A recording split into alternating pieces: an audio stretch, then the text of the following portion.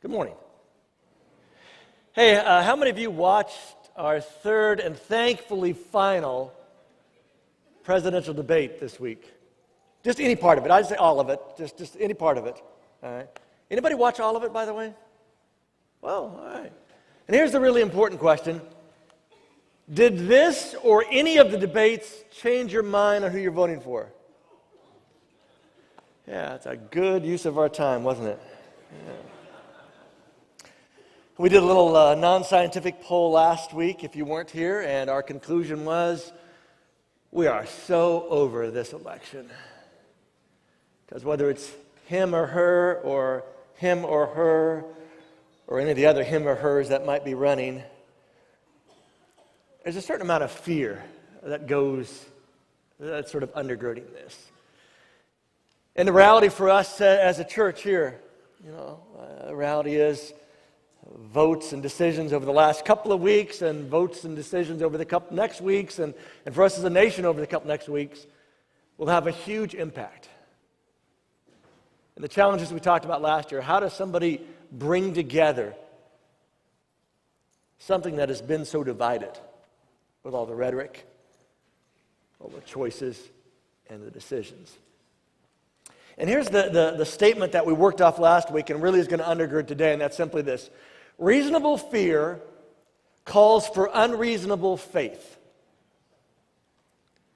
Because we have a reason to fear, don't we? I think it's reasonable to be fearful. Because whether it's him or her, a lot of people are going to be unhappy. We have, as we've said, the two main candidates are the two most untrusted candidates to ever run together. And whoever wins is going to have the majority of the country not trusting them. And where do you go with that? It's a fearful situation. So this reasonable fear calls for something, especially for those of us that consider ourselves followers of Jesus. It calls for us to have unreasonable faith. Faith that goes beyond kind of what we see or what we're experiencing. Faith goes beyond decisions and votes that at times we have no control over, but that still impact us. And so today we're going to look at a passage of Scripture. In fact, we're going to look at a bunch of it. We're going to do something we don't normally do. Normally don't look at this much, but there's just this train of thought that we're going to discover over in Hebrews beginning in chapter 11. And we don't know necessarily who is the author of the book of Hebrews, but whoever this person is, he is writing to Jewish Christians. We have this great connection to this Jewish faith and now have become Christians, followers of Jesus, and they discover that he's the Messiah. And so they're ready sort of to take this next step. And as he talks to them about all the different things about who Jesus is, there's this section towards the end of his writing that reminds us of two questions that you and I wrestle with at times, that they were wrestling with. And here's the two questions. Number one, is it worth it? Is it worth it to be a follower? I mean, when we don't see God kind of coming through, at least in the way we think he ought to come through, we begin to say, is it really worth it? Is it really worth it to hang in there? Is it really worth it in spite of all the stuff we believe about our nation or our church? Is it really worth it? And the second question they were wrestling with that we wrestle with is it working? Because I would think that if we took a vote here at New Hope this morning over whether our political system is working, the vote would be a huge landslide today to say,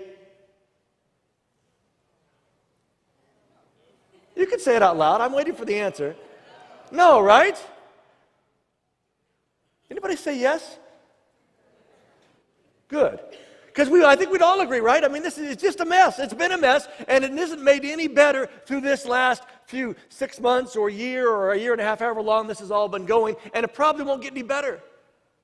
We begin to ask that question, is it working? Is it working out there, or is it working in here? And the author of the book of Hebrews writes to a group of people to answer that very question. Because it is a question that has haunted and dogged followers of God forever. It's this thing we call faith. They said, really working? This thing that we call faith, is it really worth it? Especially when we don't always see the things that we thought we would see. So before we jump in to this very gritty, real section of this, what we call this book of Hebrews, I want to invite you to bow your heads and let's pray one more time together, all right? Whew. Lord, I don't know about the rest of the people in this room today, but I am worn out. I am so over so many things that have happened in the last couple of weeks and that are happening in the next few weeks. But I would just ask today that again, I would hear your voice from 2,000 years ago as you inspired this author to write these words down. Words that were designed to bring people hope then and to bring people hope anytime they were able to read this. So I pray the things that we've already sung about, the way we've sung and hope that our hearts and minds would connect with those words, that your presence would be here today.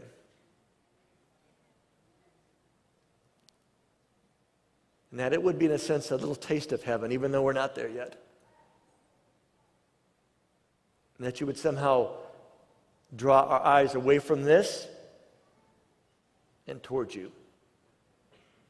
And so we ask of you now to speak to us and to do what Jason has already asked you to do, and that is to change us through this. In your name, amen. All right, if you want to follow along, we're going to start at Hebrews chapter 11, the very first verse. And the author begins this way. Faith means being sure, that is the assurance, the tangible reality of the things we hope for, and knowing, that is the conviction, that something is real even if we do not see it. And here's the great thing about that definition of faith, is that whether you're a believer in Jesus, whether you're a Christian, whether you're here today sort of just checking this out, whether you're here today because you got invited and you're not really sure what you're doing here, you understand this definition of faith, because all of us understand this. Anytime you have ever gone and gotten a new job, and that person that interviewed you sat us across from you and said, here's what we're going to pay you. This is what we're going to pay you an hour. This is what we're going to pay you in salary. And what's going to happen in 2 weeks or once a month, we're going to send you a paycheck. You understand this concept of faith. Faith is believing that I'm going to go to work tomorrow, and in 2 weeks, a check is going to arrive. Faith is the assurance of something I don't see yet. Because none of us work having money in our pocket and working the money off. We all work towards the paycheck, right? And that's what the author describes here. That faith is that substance of things we hope for, the conviction that something is real even if we don't see it, because we don't see the paycheck until 2 weeks or once a month.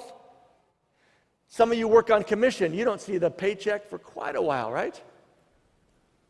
But we all understand that idea of faith.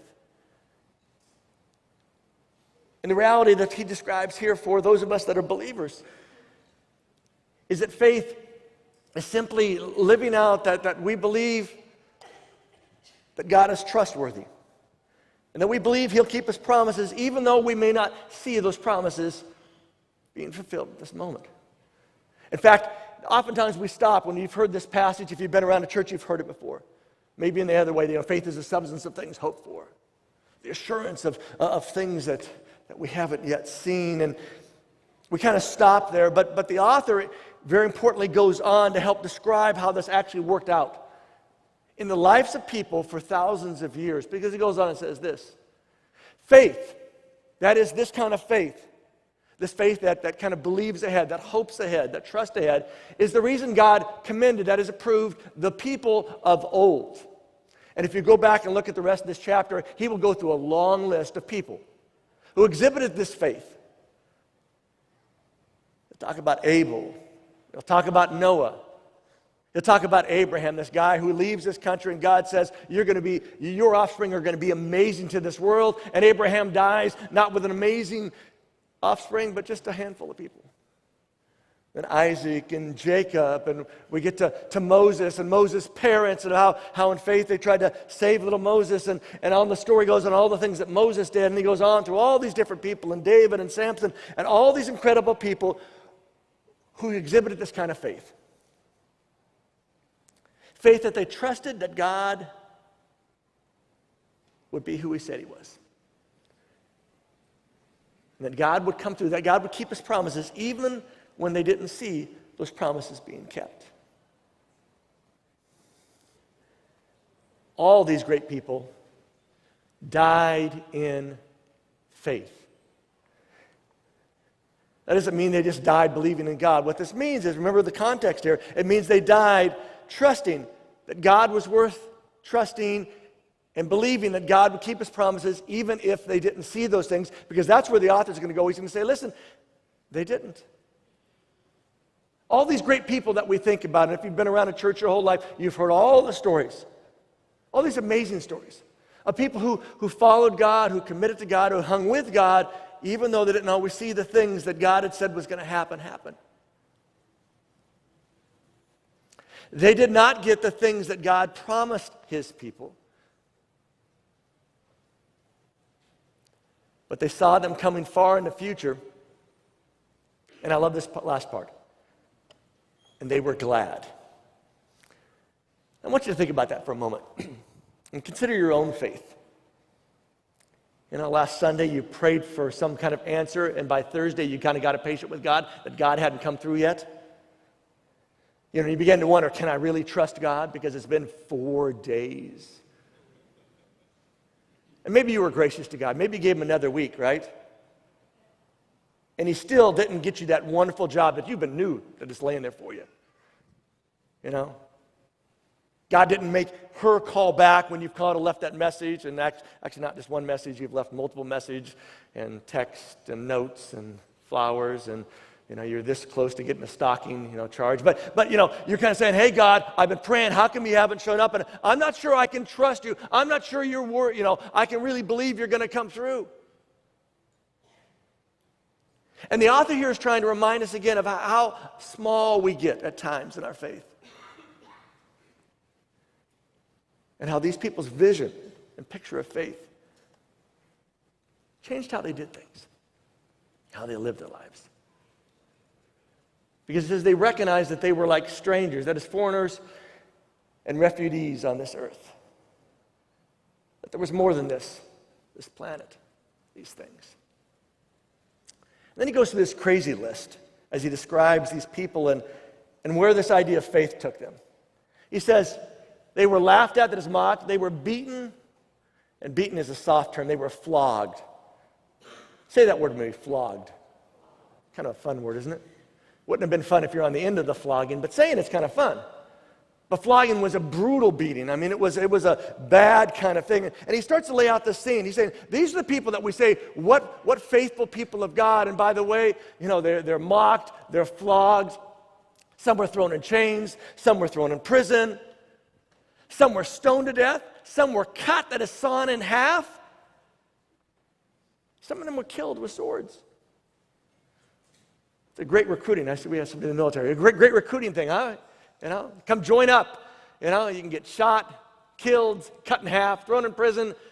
Be one of us, right? But this is the picture he lays out of these great people of faith and what faith did in their lives. So these people who died in faith there, died with that idea that God could be trusted and that God would keep his promise even if they didn't see his promise kept. Some wore the skins of sheep and goats, and that is not as sexy as it sounds. Some of you ladies think, ooh, I haven't tried, I've got some leather, but I haven't tried sheep and goats. But that's not the picture here, right? It's not a fashion statement. This is a poverty statement. That's all they had. They were poor, that is destitute, they were persecuted, and they were treated badly. And his point is there was once a version of faithfulness to God that produced courageous living.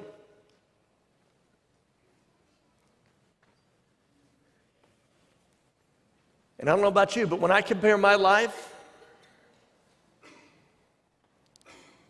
and even my prayers, to these people, I have to be a little embarrassed. Because what really has my faith cost me?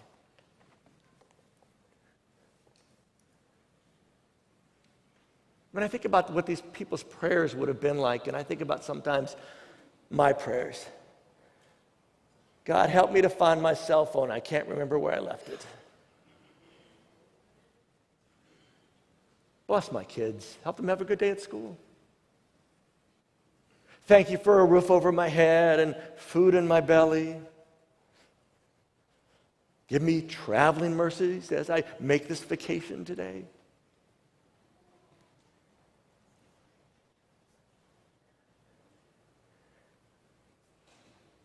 And somehow we have forgotten. This version of faithfulness to God that produced not just happy living or blessed living, but that produced courageous living. Living in spite of. Living in spite of who gets elected. Living in spite of decisions that are made that are out of our hands.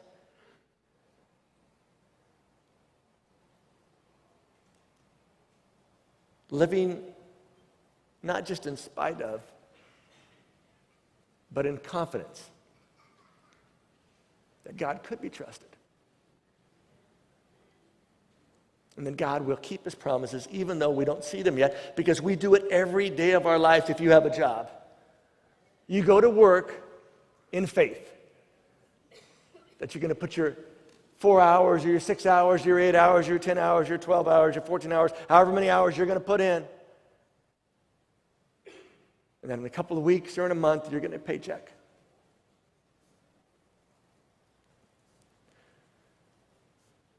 And then he says this incredible statement about this group of people.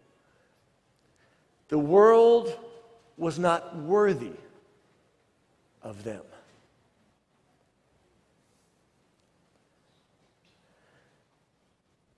Now, I'm sure the author, as he writes these words, is just so moved by their stories. This amazing kind of faith that he comes to that conclusion. The world was not worthy of them.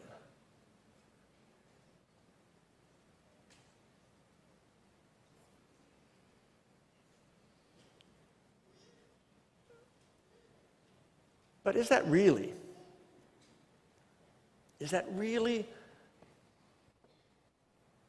the truth about any of us?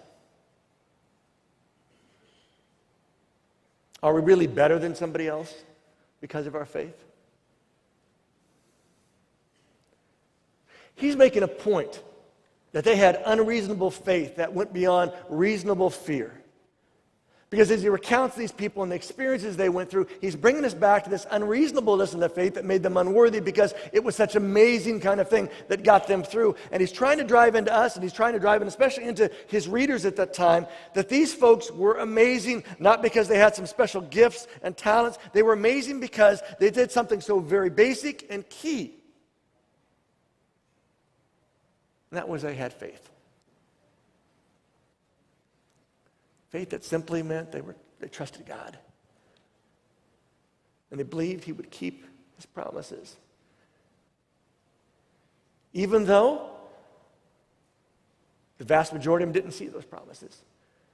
See, this author writes on the other side of Jesus' death and resurrection. Everybody he writes about lives well before those kinds of things. They don't get to see that, and he says we get to look from the other side and see these results, these things they hoped for, they believed in, they were assured of, but never got to experience. And he says, listen, all these people are known, that is commended for their faith, but none of them, not one of them, received what God had promised. How many of you would keep going to work if you weren't getting a paycheck in a couple of weeks or in a month?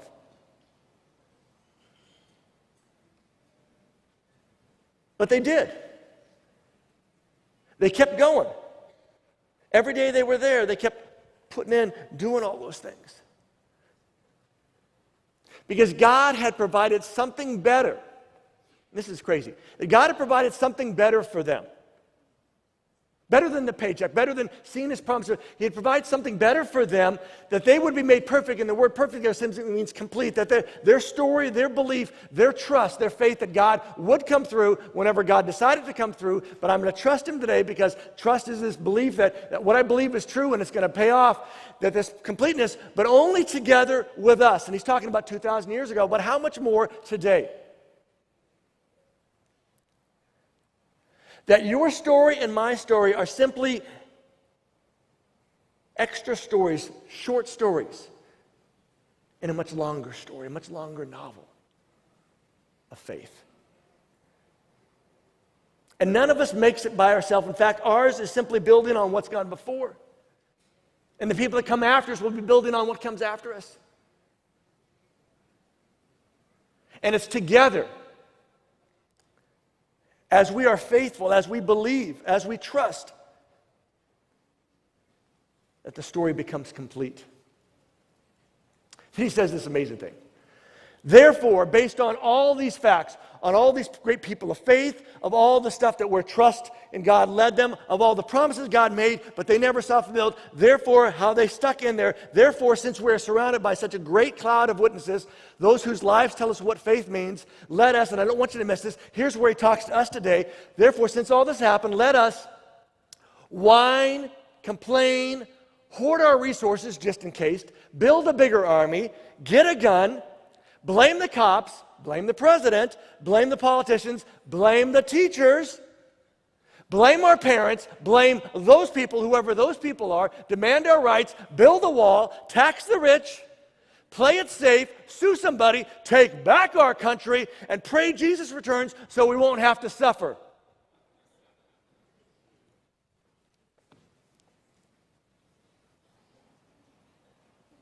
Is that really what he wants us to do?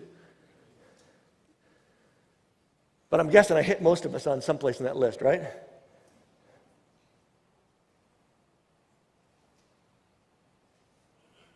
mean, think about how shallow at times our faith is.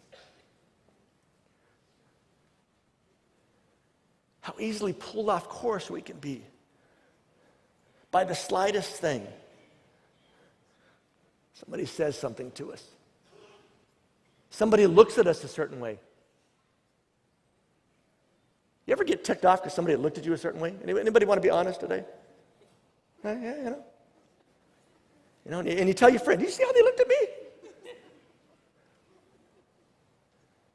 I mean, you think about how so small things get us so wound up, right?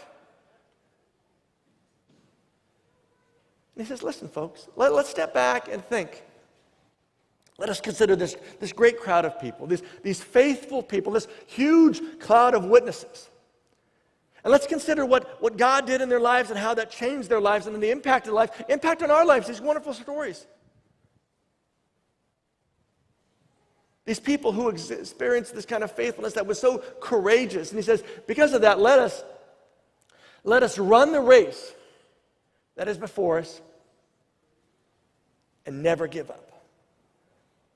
Let us run this race with endurance and perseverance. Let us remove from our lives, that is, cast aside anything that would get in the way, that impedes or hinders us, and the sin that so easily holds us back, that entangles, clings to us.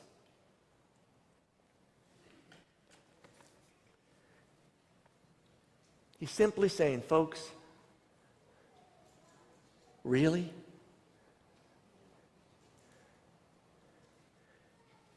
Really, that's what you're praying about? Really, that's what you're hoping for, that your kids get into a good school? I mean, that's the whole goal of your life.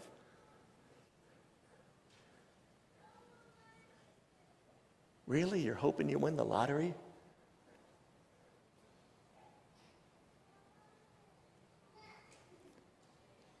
But let's think about looking in the mirror for a second. Let's just talk about ourselves. I mean, I think about this and this idea of running with endurance, this race that's set before us. And the only way to run it, he says, is to get rid of the stuff that sort of pulls us back, that holds us back. And I think the question we need to ask ourselves is what is it in my life that has sort of entangled me? What is it that's holding me back? What is it that's tripping me up? I mean, for you, what's the thing that at this moment is sort of holding you back of taking that step? What is that thing that's sort of this barrier, this wall, this big rock that's sort of blocking your view that you know you want to take that step, you know you need to take that step, but you just can't because it's this thing or it's that thing. And sometimes it's an excuse, sometimes it's a very real thing. But what is it in your life that's keeping you from living a life of faith? A faith that trusts what God said is true, and trust that He's going to keep His promises, even when it doesn't look like He's going to do that. See, what is hindering you from embracing the uncertainty and moving ahead in faith and hope as a follower of Jesus? Because this author basically says, whatever it is, get rid of it. Whatever it is, it's not just going to slow you down, it's going to make your running this race so much harder than it has to be. Because there's a race to run.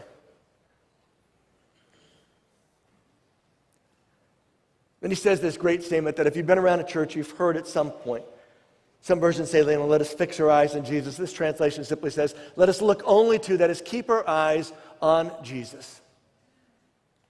The one who began, that is the pioneer of our faith, and who makes it perfect, that is complete. Let's keep our eyes on the one who started this and the one who's assured us He's going to finish this. Our job is simply to put one foot in front of the other, and try to throw off the stuff that tangles us. Just keep putting that up because He started this. He's going to finish this as long as we keep our eyes on Him and not all this other kind of stuff going on. So let me ask you this question. What are your eyes fixed on? On October 22nd. 10 days out, or more than that, however many days out from election. And let's be honest, some of us, our eyes are fixed on safety and security. Some of us are fixed on worrying about our jobs because if him or her gets in, it might affect my or his, somebody's job. What is it? What are my eyes fixed on? And I think he's simply asking this question. Is Jesus my point of reference? As I live my life, is Jesus my point of reference? Is he honestly my point of reference? Because it's easy to say, oh yes, preach it, brother. My eyes are on Him, you know.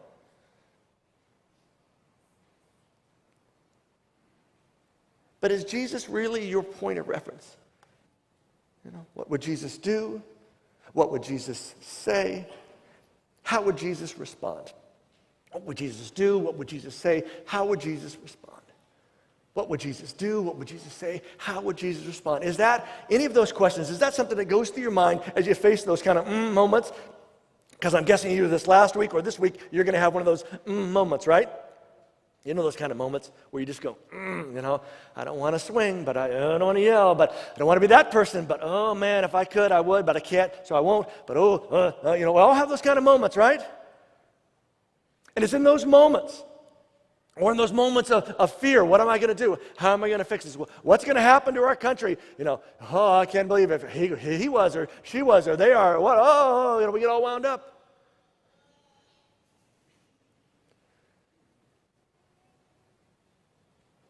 And is Jesus my point of reference? And then the author doesn't stop there because he says that we need to fix our eyes on Jesus. Then he says, but by the way, think about Jesus. Think about Jesus not just as loving, caring Jesus, but think about Jesus as someone who exhibited faith in God as well, who trusted God in spite of how life oftentimes went. He says, think about Jesus who endured such hostility from sinful people. He wants to bring in mind all the stuff, I'll use that word, all the stuff that Jesus went through, all right?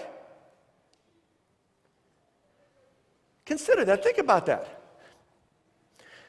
Think about that so that you will not get tired, that is, grow weary, get discouraged, and stop trying, that is, give up. Think about all the stuff that Jesus went through so that when you go through all your stuff, you don't go, oh man, is it worth it? Is it working? No, I don't think so. He's saying, hold it here, step back, think a bigger picture, not your small picture, think bigger. Because the worst thing for any of us would be at this point, would be to give up, to get discouraged, or to get weary. So those of you 40 years and older, I'm going to make that the line today. If you don't like the line, too bad, because I'm setting the line today, all right? But those of you 40 and older, I understand. You know, you see all just the craziness that's going on and the frustration and the you've heard the discussions and you've seen the votes and you've, hearing the news and all this kind of stuff and all the stuff not just here but around the world. And you're kind of going, oh man, I'm just so tired of all the stuff and it just seems it gets worse and worse. It doesn't seem to be getting any better. And if you find yourself in that place, if you find yourself when either he or she pops up their ad, pops on stage and you find yourself talking back to the TV, here's what I need you to do. Stop it. All right? Because you're scaring the kids. I mean, think about the stuff that you got and you say that out loud and your kids go, oh, I don't like that man, Mommy. I don't like that woman, Daddy, because it just bleeds over. How we do stuff affects everybody around us. Your words, especially if you're a parent, your words carry so much weight. Your actions carry so much weight, you have no clue what it is. Because most of the stuff that your kids pick up that they will experience later and wrestle with later, you know where they got it from? Not their creepy little friends. I know that's where we want to go. But their attitudes, their political affiliations, their views on the world in general, the world in specific. It comes from you.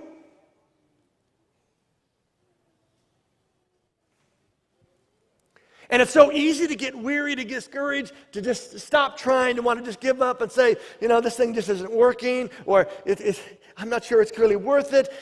And the author, as he writes these words, say, folks, it isn't, because get your eyes off of your stuff. Think about what Jesus went through. Think about all these other people. They did it. You can do it, because it's not about you. It's about him, and reminding yourself how far he went to give you a chance to have faith and to believe what he said is true, that your sins are forgiven. Because I'm guessing you don't have a letter from God any place that says, oh, by the way, stamped, sins forgiven. Anybody have that letter at home, by the way? No. You accept that as fact because that's what he's promised to do for you, right? That's a faith statement. So don't get weary. Don't grow. Remember your role. And those of you younger than 40, here's what I have to say to you.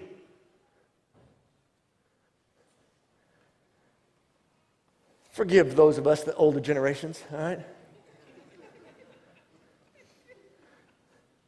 Don't kind of hang your hat on us and believe, and talk about how bad. I mean, everybody makes mistakes, all right?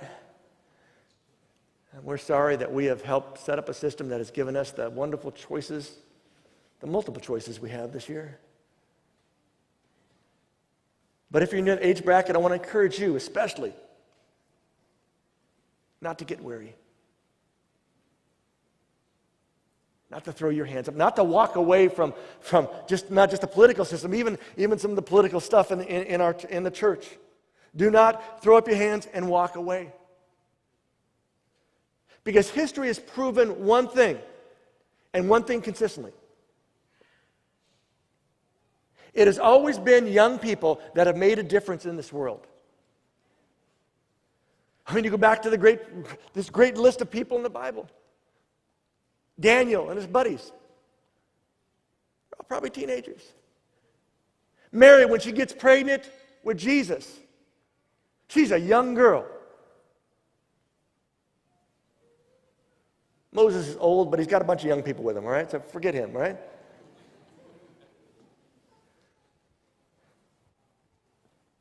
I mean, Christianity did start, and in all of its didn't form. Our church, when it started, was driven by young people who faced incredible, odds and battles and barriers and stuff that kept popping up, but they pushed through because they didn't get weary, they didn't get discouraged, they didn't give up because they saw this as bigger than them. They saw this as about God and about living courageously in faith. Faith that simply means living out that I trust God and I believe what he said is true even if I don't ever see what he said is true, because that's the story of all these people that this author writes about. None of them saw the payoff, and not any of them let that failure for the payoff affect their faith and belief that God would when God decided it was time. And then I love how the author kind of finishes this section. As he talks us to look at Jesus and not get discouraged by what he's gone through, I love it because it's almost a little dig at all of us. And he says these words. Oh, yeah. You're struggling against sin, but your resistance has not resulted in bloodshed. All of us have our battles that we fight, the temptations, the struggles. And he says, reality,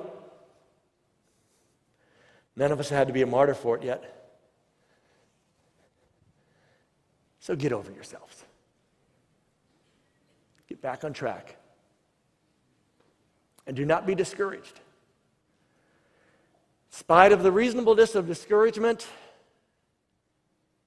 and the reasonableness of fear. Because those things call for unreasonable faith. A faith that can only happen as we keep our eyes on Jesus. Because he really is the author of all this, and he really is the finisher of all of this. We just get to go along for the ride. So to sum it up, my encouragement is that may we live as if it's worth it and it's working.